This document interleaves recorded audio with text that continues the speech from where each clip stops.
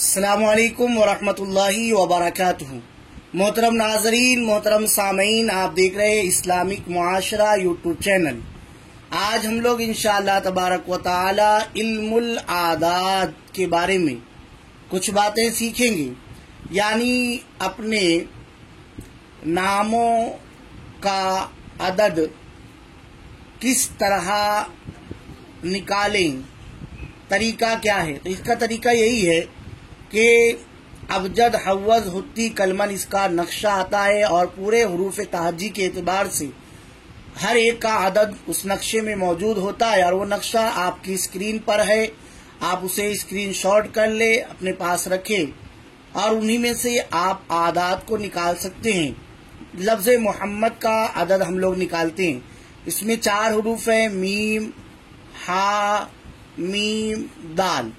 میم کا ہمارے پاس ابجد میں دیکھیں گے تو 40، ہا کا ہمارے پاس ہے 8، میم کا ہمارے پاس 40 آ چکا ہے، دال کا ہمارے پاس ہے 4۔ جب اس کو ہم ٹوٹل کرتے ہیں تو آتا ہے 92۔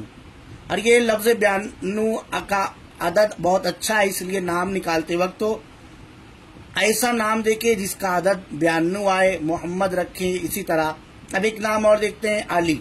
اس میں 3 حروف ہیں، عین، لام، یا۔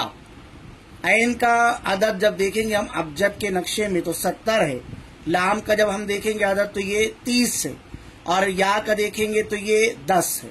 اس طریقے سے جب ہم اسے ٹوٹل کریں گے تو یہ 110 آ رہا ہے، مطلب علی لفظ کا 110 ہے، محمد کا 92 ہے، اور جو بسم اللہ الرحمن الرحیم جب عدد نکالا جاتا ہے ابجد کے ذریعے تو وہ 786 آتا ہے۔ تبھی ہم دیکھتے ہیں کہ 786 لکھا ہوتا ہے اور بٹے میں 92 لکھا ہوتا ہے۔ تو یہ 786 سے مراد بسم اللہ کا عدد اور 92 سے مراد محمد کا عدد، اگرچہ اس کو وہ نہیں مانا جائے گا۔ اس پر اسلامک معاشرہ یوٹیوب چینل پر ایک کلپ موجود ہے 786 کے تعلق سے، اس کی لنک ڈسکرپشن میں موجود ہے، آپ وہ دیکھ سکتے ہیں کہ 786 کی حقیقت کیا ہے۔ باقی علم العادات میں عدد اسی طریقے سے نکالا جاتا ہے۔ لوگ اپنی کتابوں کا نام نکالتے ہیں، تاریخ کا نکالتے ہیں، پیدائش کا نکالتے ہیں، شادی کا نکالتے ہیں۔ اب ان عادات کو نکالنے کے بعد عادات کی کتابوں میں عدد کے اعتبار سے پتھر کون سا ہوگا، دن کون سا ہوگا، تاریخ کون سی ہوگی، سب کچھ دیا ہوتا ہے، آپ وہاں سے آسانی سے دیکھ سکتے ہیں۔